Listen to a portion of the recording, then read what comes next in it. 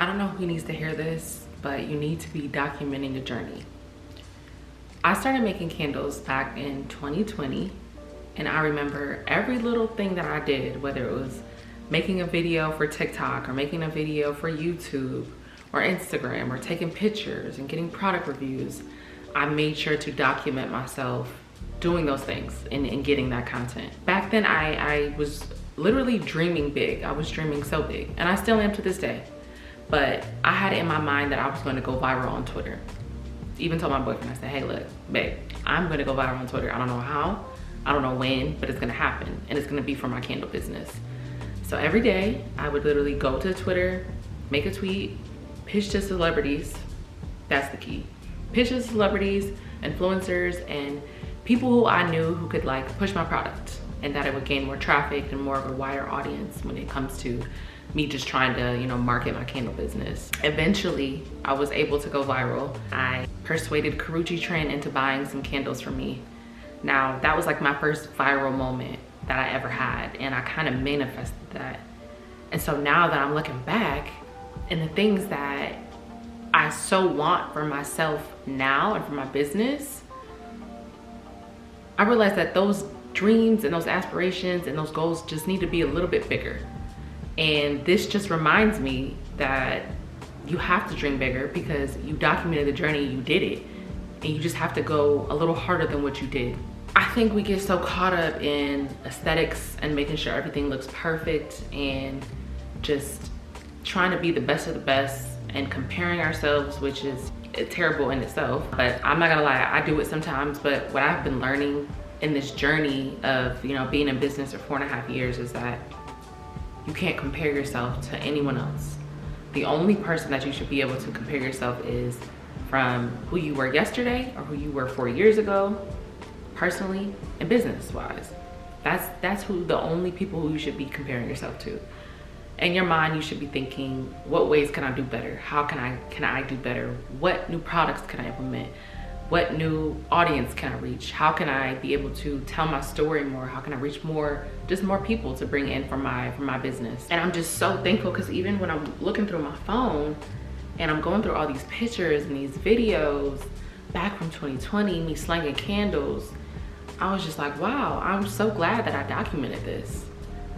It never really hit me till I sat there and just realized that I've really come so far and I've done so much. But still, in the back of my Aries mind, I'm just like, tell you gotta go a little harder. But I don't know who needs to hear this or who this is for, or if you even feel like giving up. Don't give up. Just be in your feelings. Cry if you need to, you know, do whatever you need to do that's gonna help you recenter yourself and get back to who you are.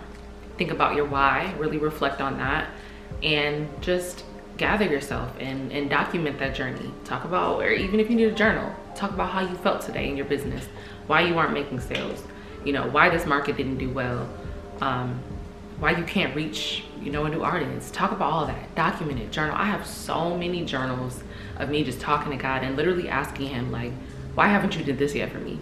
And then the next page is like, God, I'm so happy that you did this for me. Thank you. I've been asking for this for so long and you finally given it to me. It may not be in the way that I wanted it to, but it was a different type of blessing. And Lord, I thank you for that. And so just to see my growth personally, business-wise, and to know that I documented that, whether it was, you know, like I said, videos or pictures or journaling, it really made me feel good to know that I am on the right path. I'm going in the right direction.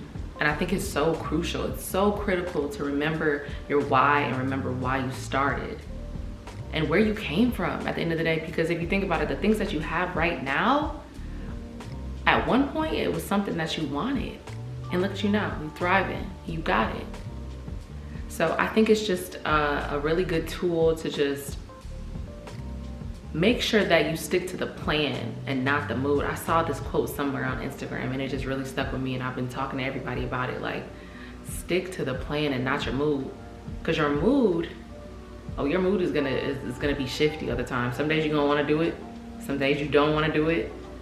You're not gonna have time, you're not gonna feel motivated. But if you stick to the plan, see, the plan for me is to reach 100K by December 31st of 2024. Now that might look like something different for you and your plan. And each and every day, I'm not gonna want to be able to do these things. I don't wanna send out all these emails and try to reach my customers and send out sales and make all these crazy candles and just do all these crazy things. And I know it's gonna be hard. It's not gonna be easy. And I'm just me thinking about it, like we're coming up on, you know, candle season, and it's gonna be such a crazy season, but it's also gonna be such a blessed season.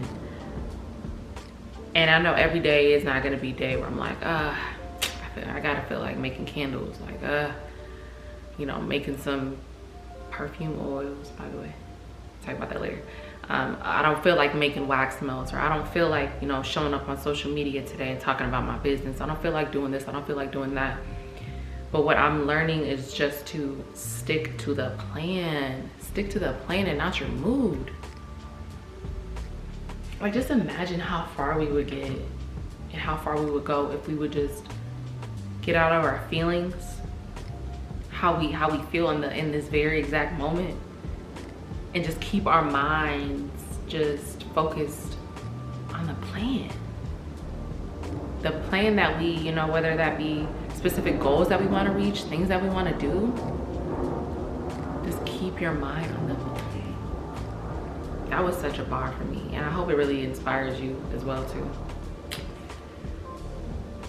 Because every day I don't feel like, I'm gonna be honest, every day I don't have the motivation to do it. Every day I also realize that, Taylor, this isn't the season where you need to be motivated. You're not always going to be motivated.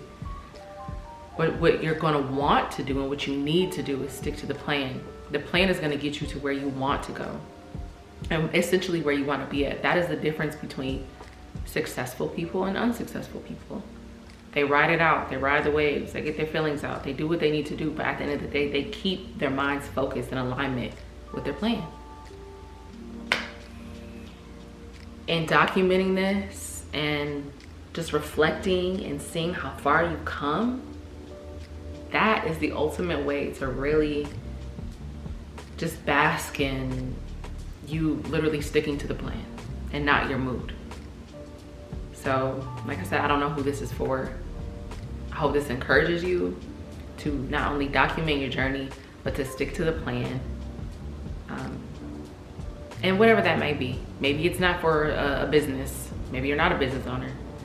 Maybe you just want more for yourself in life, whether that's traveling more, getting rid of debt.